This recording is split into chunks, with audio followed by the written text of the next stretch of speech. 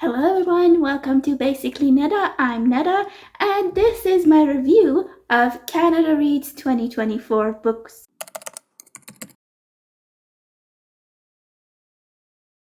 Just in case you don't know what Canada Reads is, it's a competition for books that CBC puts on every year for Canadian readers to read the best books in their point of view, I guess.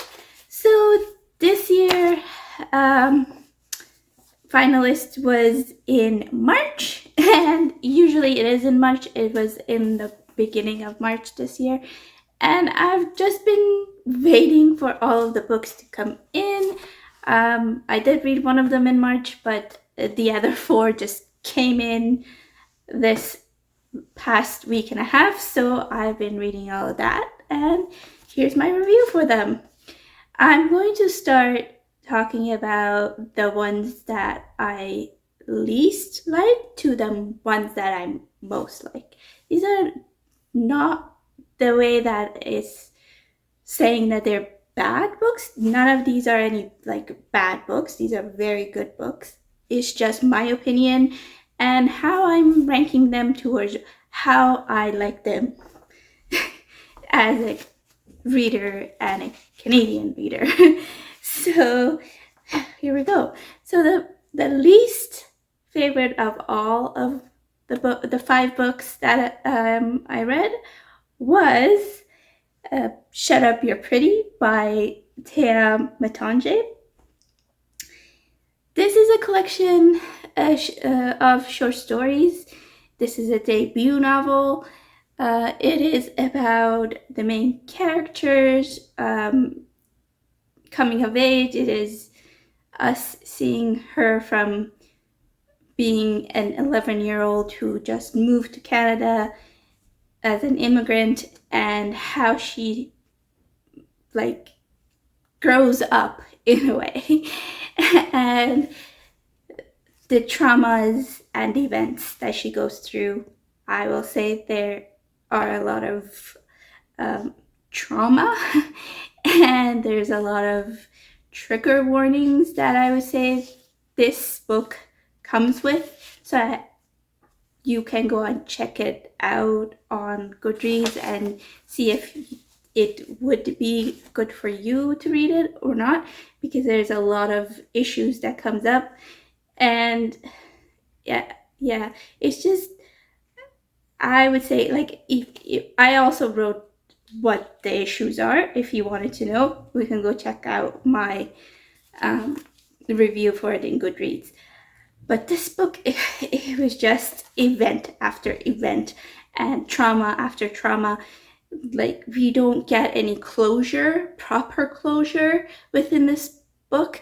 And I think the problem with that is it's because it's a lot of short stories put together and trying to make it linear, where if it was an actual novel, it would have made more sense. And I think it just doesn't work for me. That's just it. It didn't work for me. I couldn't I couldn't get into it, and I couldn't feel anything for the main character. It just didn't work.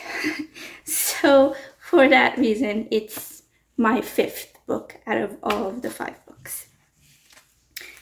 The second least favorite, being the 4th book, is Meet Me at the Lake by Carley Fortune. This is a romance novel. It is a very typical romance novel. It is the only thing that is different from any other romance novel is that it's set in Ontario. It is, the main 2 settings is Toronto and a resort in Muskoka. So it's just normal romance. It didn't do anything for me. I was just, okay. It's a good romance. And by the way, these 2 both are written very simple. Like Shut Up You're Pretty and Meet Me at the Lake, they're both written very simply. if you don't want anything in your books with like metaphors and, you know, like foreshadowing and those kind of things, these two are it. So simple, fast read, just a bit of, for the first one, has a bunch of issues in there, but this one is just a normal romance. And I'm not a romance reader, that's why I'm just like, this was okay. I'm putting it as my fourth book. Now we're getting to the ones that I was very interested when the list came out, and these three are probably the ones that I should have just read instead of all five. And my third novel out of all five is The Future by Catherine Leroux. This is a story of a woman who goes to her daughter's house in order to find her grandchildren, hoping to find her grandchildren, because her daughter has overdosed and she's dead, and the grandchildren have gone into the woods or somewhere that she doesn't know where they are, and she's trying to find them. And yeah, this is also about relationships and those kind of things. And the premise of this is Detroit, but if Detroit was never surrendered to the English. So it is, in this book, Detroit is part of French Canada. So it is very confusing for people who don't know the history of Detroit and like the French part of US. If you know, you know. If you don't, this one is rewriting all of that. And there's a lot of info dumping because it's rewriting the history.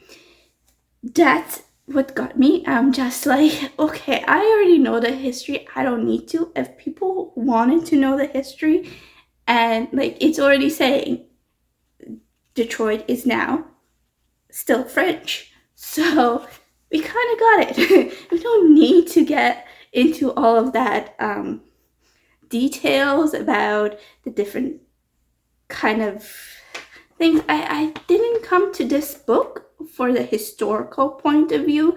I came to this book to get the dystopian part, and it just didn't work because there's a lot of info dumping. There's a way of showing history in novels when you're not info dumping, and this just didn't do that. I did like I also didn't like the narrator. The narrator was just very mechanical, and I think it's because that it was being translated from French Canadian to English, and it just didn't work. The parts that did work for me was the parts with the children and the relationship between all of those children, and then the parts with the adults trying to help the main character and how community comes together and those kind of things.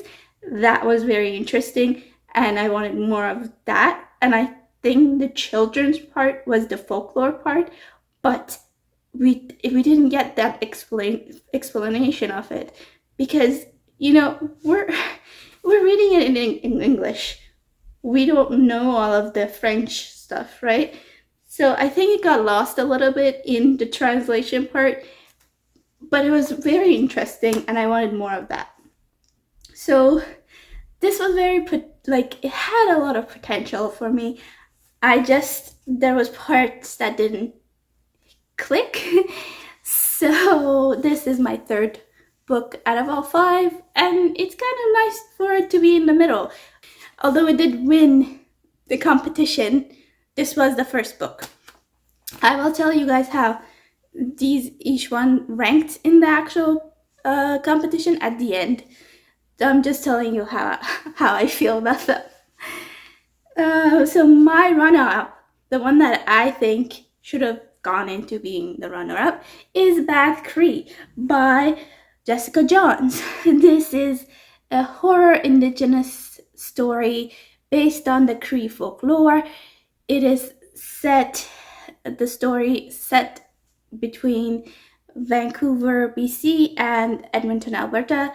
And we are following a Cree woman who has lost her sister, and she's now seeing nightmares of the events and things that happened the year before. And then she has to go back home to resolve her issues. And we get the horror stuff in Alberta. So this was very well written. I love this one. This one had a lot of foreshadowing with the crows, a lot of metaphors, a lot of different kind of things. The part that didn't work for me was the fact that we are just following the main character's depression. It's just, we really needed the plot to go faster a little bit, and I wanted more of the horror elements. Although when I read horror, I don't find them scary, I just find them gross. And in this point, I didn't even find it gross. I was just like, okay, it's horror. Okay, this happens to this person in this dream. So it just wasn't that scary to me, or that the grossness or any of that comes with the horror novels. So with that said, that's why it's my second out of the 5, because it just missed those marks for me. And then my top number 1 is Denison Avenue by Christina Wong, and this one is interactive, I think that's what you would call it, interactive book, where there's also drawings at the back, and the person who drew the drawings is Daniel Innes, sorry. Yeah, so this book is about a Chinese Canadian grandmother who is going through her life in the Chinatown, Kensington Market area, downtown Toronto, and she is basically going through life and trying to survive in the city where she feels it's no longer the city that she used to live in. And yeah, she's trying to survive. It is so heart-wrenching. It is so emotional, and you follow her going through from street to street and from event to event, and it was so good. It felt the way that it was supposed to. And you click with this Asian grandmother you never had. So, well, unless you are Asian, I'm sorry, but I was just like, okay, this woman is so sweet. And yeah, it was so nice to read. Like, I got the audiobook for this because I would have had to wait for a lot longer if I was going to get the actual e-reader. And this was just so much fun listening to it, because the audiobook is narrated by Christina Wong, and she actually says the words in Towson dialect. So it's Toisan,